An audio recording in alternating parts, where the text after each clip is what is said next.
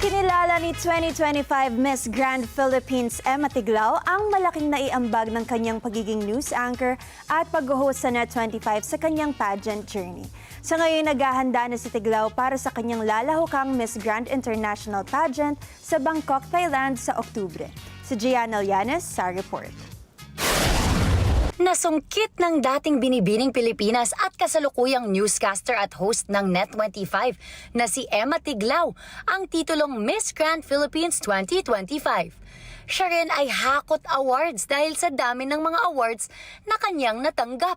God's way na rin, God's plan for me na dito muna sa Net25 to be the voice first of news, and then pagdating naman na panahon, eto na dito sa pageantry, mas nahone yung skills ko, mas experience na, di ba? May wisdom na na-gain. Kaya eto na yung sinishare natin ngayon. Alam mo, malaking tulong din, aside from being a news anchor, yung pag-host ko sa Lingap. Kasi yun yung naging inspiration ko. Dahil dito si Tiglao ang magiging opisyal na kinatawan ng Pilipinas sa darating na Miss Grand International Pageant na gaganapin sa Oktubre sa Bangkok, Thailand. Kilala si Tiglao hindi lamang sa kanyang taglay na kagandahan at talento, kundi pati na rin sa pagiging mukha ng balita at pag-host sa kanyang mga programa sa Net25. I think I wasn't surprised at all because I knew she would bag it. And there she was. She was crowned our new Miss Grand Philippines. Sa isang viral video, tinukoy ni Emma na malaki ang naitulong ng kanyang pagiging news anchor para mas lalo pa siyang maging confident at ang pageantry ang gagawin din niyang daan para mas maisatinig ang kapayapaan sa buong mundo.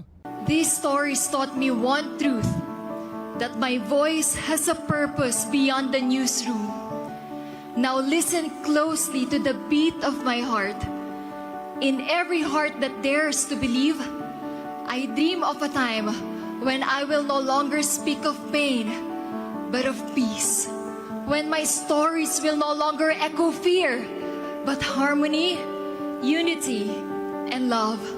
Sumasalamin din sa kanyang mga nakatrabaho at fans ang bait at ganda ng kalooban ni Emma, na higit na nagpapatunay ng kanyang kababaang loob sa kabila ng mga tagumpay. I've been telling her talaga, sige na nga, mag-join ka na nga ulit. Kasi you can see na her potential kung gaano siya ka-ready sa mga ganitong bagay. Imagine from her humble beginnings in Pampanga, wanting to become a dancer, napunta sa newscasting, napunta sa pagpapageant, nagtrabaho sa abroad, naging OFW.